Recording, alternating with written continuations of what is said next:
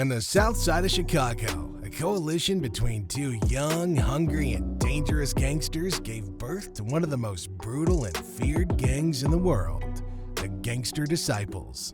This gang's founded on principles of violence, heavy drug dealing, murder, torture, and even charity, if you can believe it. Here's the entire history of the Gangster Disciples. To effectively trace the history of Gangster Disciples, we have to go back to the late 50s. In that era, the Supreme Gangsters, a group known for their ruthless nature, were at the forefront of Chicago's gang scene. They were involved in a range of illicit activities, from petty crimes like extortion to more serious offenses like drug trafficking, torture, and murder, painting a vivid picture of the city's underworld during that time. The Supreme Gangsters expanded rapidly, absolving several neighboring and rival gangs, causing their power and influence to grow at an exponential rate. At this crossroads, 30 young black adolescents gathered together as they watched gangsters and pimps hang out in the parking lot of the Guys and Gals nightclub that used to be there. They'd been hanging out in Larry Hoover's house and watching through the window. Now, these guys lived on the edge of Ranger and Disciple territory, and they aspired to be just like these gangsters and pimps. Inspired to be a mob leader, Larry Hoover started dressing immaculately to suit the part. In the end, Larry Hoover came up with the name Supreme Gangsters, which these youngsters dubbed their own group.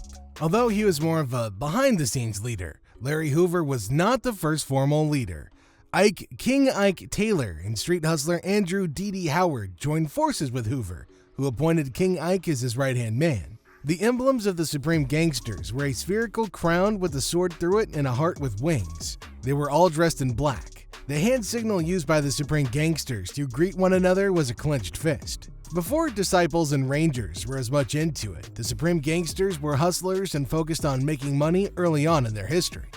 When the original Supreme Gangsters commander resigned in 1965, Larry Hoover assumed leadership of the group as its official leader, replacing the previous one who had operated behind the scenes. Following Larry Hoover's takeover, the Supreme Gangsters expanded throughout Inglewood and became a formidable opponent for the Rangers in combat. The history of Gangster Disciples would be incomplete without the gang's founding father, David Barksdale. Barksdale created the Disciple Nation, which comprised several gangs that had to adopt the Disciple tag if they wanted to be part of Barksdale's powerful organization. Unsurprisingly, Hoover and Barksdale considered each other enemies almost throughout the 60s, but at some point they formed an alliance. The gang leaders would later solidify their alliance by merging their gangs into one gang. Names weren't the only thing the gangs combined. They also combined symbols and their forces, which made them strong enough to move against any of the other big gangs, like the Black Pea Stone Rangers. Larry Hoover met with David Barksdale in June of 1969 after growing tired of the Stones. After a few months of being allies, Larry Hoover's relationship with Jeff Fort soured and he met with David Barksdale. The Black Gangster Disciple Nation was the name of the collaboration that the two factions formed. The Supreme Gangsters and their gangster friends made up the Gangster Nation, which was to be led by Larry Hoover, and his group became the Black Gangster Disciple Nation. The coalition of all the Disciple gangs under David Barksdale's leadership was now known as the Black Disciples, or the Disciples. Tennessee, the Prince of the Gangsters, succeeded Prince Oldtimer as the Prince of the Disciples. Barksdale was said to be more for the community than he was about the gangster life, but many still maintained that he was hard enough to keep his men in line. He was a man who preferred to do things legitimately if he could manage it. Now, many believe that it was his influence that pushed BGDN in a positive direction in the early 1970s. Under the leadership of Hoover and Barksdale, the gang came up with a policy for activism in the black community. They opened gas stations and restaurants and even helped keep kids in school, displaying a softer and more humane side of BGDN. However, the gang later became heavily invested in the booming drug trade of the 70s, pumping the same community they were trying to improve with enough drugs to get a small nation high on a weekly basis. The drug trade took BGDN down a dark path that would see the downfall of one of the founding fathers, even as calamity fell on the other. In 1973, a young addict named William Young made the fatal mistake of stealing drugs from the BGDN drug supply. Hoover was not going to let that slide, and young Williams, who was just 19 years old at the time, would pay the ultimate penalty. Young was kidnapped by Hoover and another man named Andrew Howard, and he was later found dead, shot in the face 6 times. Unfortunately for Howard and Hoover, Joshua Shaw saw the whole kidnapping go down and was later the star witness who testified against Howard and Hoover. They both received heavy life sentences that spanned nearly 2 centuries. The BGDN would later lose another of its founding fathers to death. David Barksdale's gangster life would catch up to him as he passed away on the 2nd of September in 1974 due to kidney failure caused by complications from a gunshot wound that Barksdale got in 1968.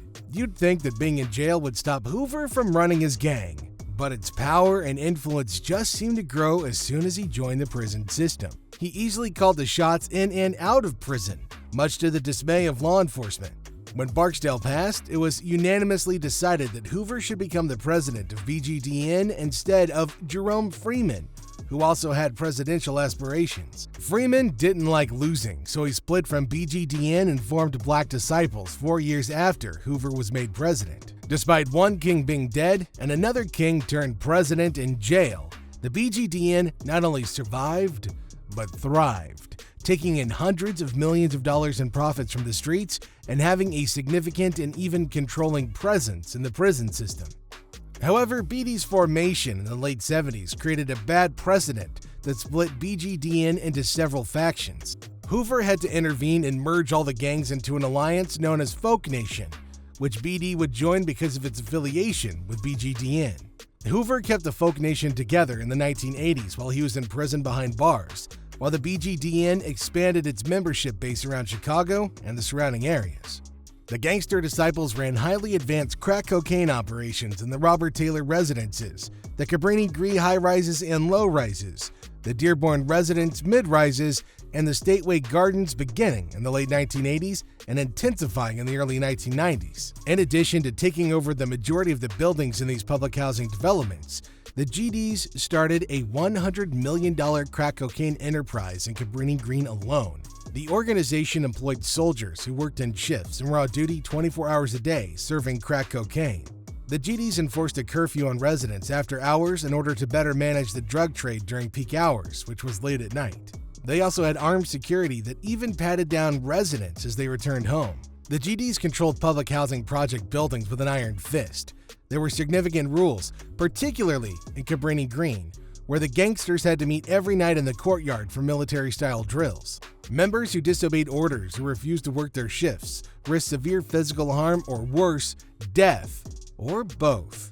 There was zero tolerance for such behavior. It was inevitable that the BGDN and BDs would feud.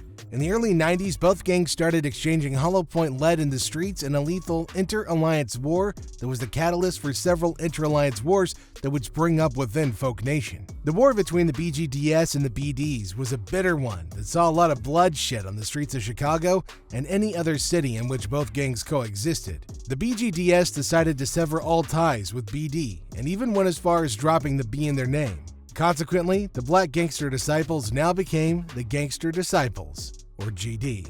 The Gangster Disciples were so successful with drugs that they were earning millions of dollars just from sales. However, in 1993, Hoover developed the idea of growth and development, which claimed that GDs had stopped engaging in illegal activities. Larry Hoover's influence was so great that approximately 10,000 GDs attended a picnic in Kankakee, Illinois in 1993 to hear Larry Hoover speak via phone from prison.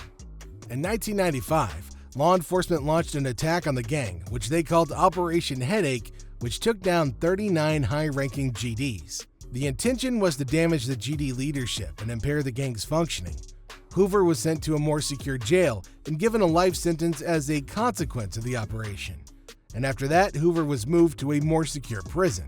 By the turn of the century, the Gangster Disciples were a countrywide phenomenon, with members in all parts of the country at almost all levels. It's important to note that not all Gangster Disciples engage in illegal activities, but most still carried on the brutal ways of gang life.